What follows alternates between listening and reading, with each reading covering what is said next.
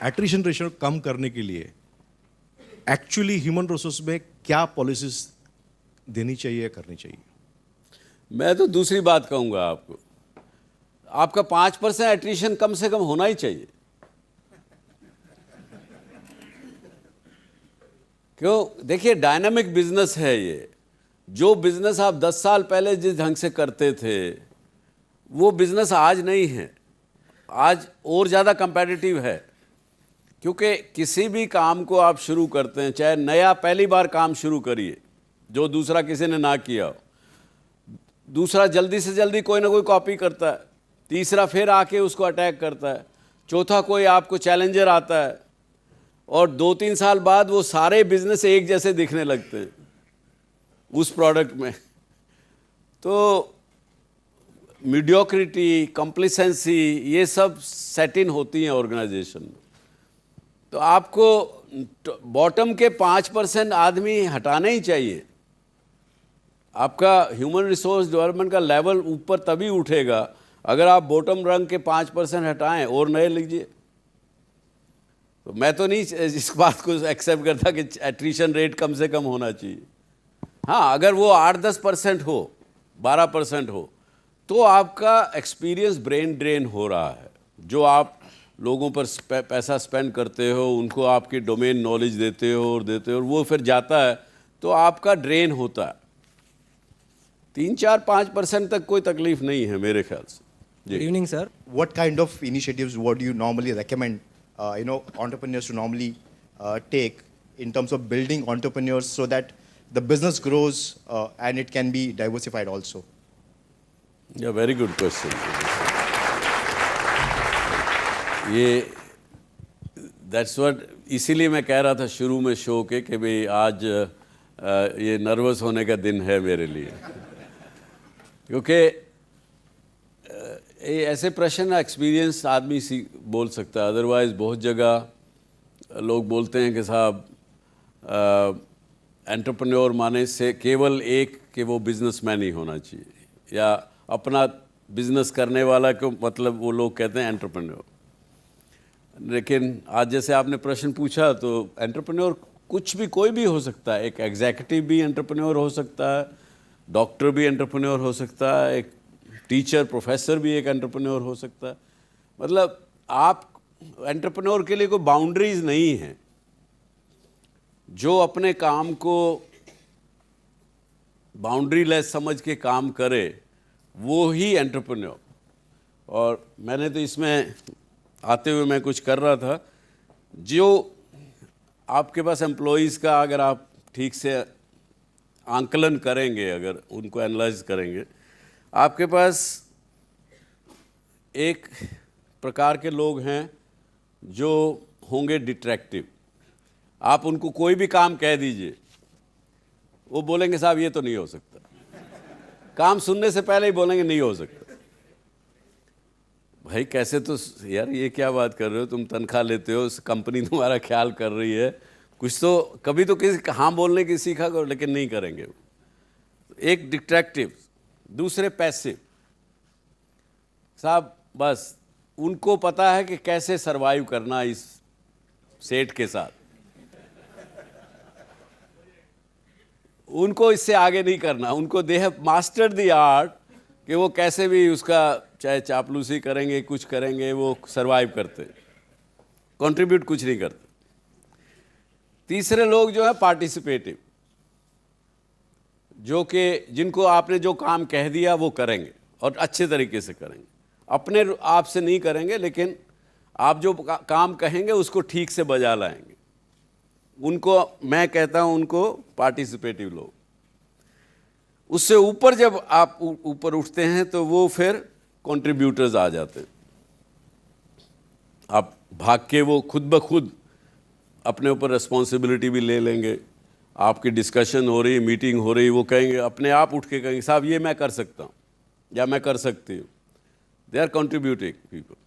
लेकिन जो entrepreneur type का जो आदमी रहेगा वो जनरेटिव, उनको हम कहते हैं, वो खुद से जनरेट करते हैं। आइडियाज़ भी जनरेट करेंगे, उसके बाद उसको एग्जीक्यूट भी करेंगे। अब ये कि आप एंटरप्रेन्योर बना सकते हो क्या? आंसर इज यस, आप बना सकते हो, लेकिन उसके लिए आपको, जैसे मैं हमेशा अपने लोगों को बोलता हूँ कि first break all the rules. उसके बिना आप एंटरप्रेन्योर क्रिएट नहीं कर सकते अपनी ऑर्गेनाइजेशन। जैसे जनरली आप क्या करते हैं जब ऑर्गेनाइजेशन में आपको अच्छा करना हो, आप क्या करते हैं जनरली? मैं आपसे सवाल पूछता हूँ।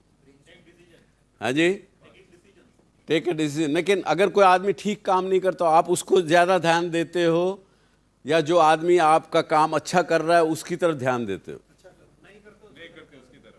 जो नहीं करता उसकी तरफ। क्यों?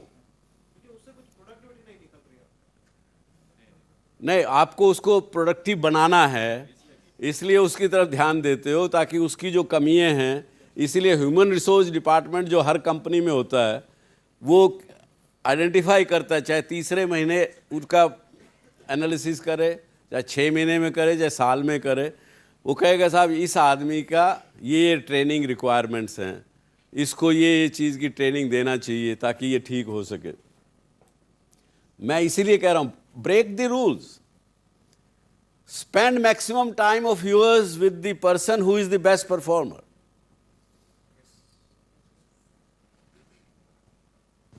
वो कैसे कर रहा है या कर रही है, how are they performing, what are they thinking, what are their talents, what is his talent. उसको मैं किसे दूसरे के समझूं पहले तो, और फिर उसको दूसरे पर ट्रांसफर करूं। और जो बेस्ट परफॉर्मर है उसके साथ ज़्यादा टाइम गुजारूंगा, उसकी परफॉर्मेंस का लेवल वो खुद चैलेंज करके उसको और आगे लेके जाए, उससे और आगे लेके, क्योंकि उसके अंदर पोटेंशियल है। अब वो अगर आप पूरी ट्रेडिशनल भाषा में अगर कहें, जिसकी तकदीर में जान नहीं है आप जान नहीं डाल सकते उसमें, कितना मेहनत कर लीजिए। When you hire people for key positions, for the topmost positions, क्या qualities invaluable है आपके लिए कि ये तो होनी ही चाहिए तो ही ये लोग इस पोजीशन पे हायर हो सकते ना, हैं? हायरिंग में मैंने भी बड़ी गलतियां की हैं, अभी भी कर देते हैं। ऐसा कोई वो नहीं है, क्योंकि जिस समय में आदमी आपके पास इंटरव्यू देने के लिए आया है या आई हैं, वो they have to impress you, and you do get impress sometime and you make wrong decision. उससे बचें। लेकिन एक्चुअल में अगर आदमी, मुझे अगर आप पूछेंगे, मेरे अपने हर एक संस्था के अलग अलग वैल्यू सिस्टम हैं। जो मेरे हैं वो ज़रूरी नहीं कि आपके हों या तीसरे किसी के हों। उस संस्था के वैल्यू सिस्टम के हिसाब से आपको चयन करना पड़ेगा कि किस आदमी को आप क्या वेटेज देंगे ज़्यादा। जैसे कि मैं एंटरप्रेन्योरियल आदमी होगा तो उसको मैं ज़्यादा वेटेज दूंगा at the senior most level, लेकिन एक ऑपरेटिंग लेवल के ऊपर आप इंटेग्रिटी, ऑनेस्टी को ज़्यादा वेटेज देंगे। तो अलग अलग जगह अलग चीज़ हो जाती। Sir, the problem of human resources we are facing is, हमारे कुछ एम्प्लॉयज़ ऐसे हैं जो ईमानदार है, वेरी हाई परफॉर्मेंस है, बट उनका काम करने का तरीका कुछ is not suiting the firm, but उनको निकालने से डर लगता है बिकॉज बहुत अच्छे काम कर रहे हैं, वो तरीका गलत है। तो इन लोगों को कैसे हैंडल करें? आपके क्लाइंट का क्या client motivation? He is very happy with these people, but we are not sir. नाम अगर आप क्लाइंट खुश है, मालिक खुश है, तो आप क्यों, मियाँ बीवी राजी तो क्यों बीच में काजी? Sir the thing is, sir हमने हमारा फर्म का नाम वाइट कॉलर रखा है, तो फर्म का नाम एग्जैक्टली कॉन्ट्राडिक्ट हो रहा है ऐसे काम से।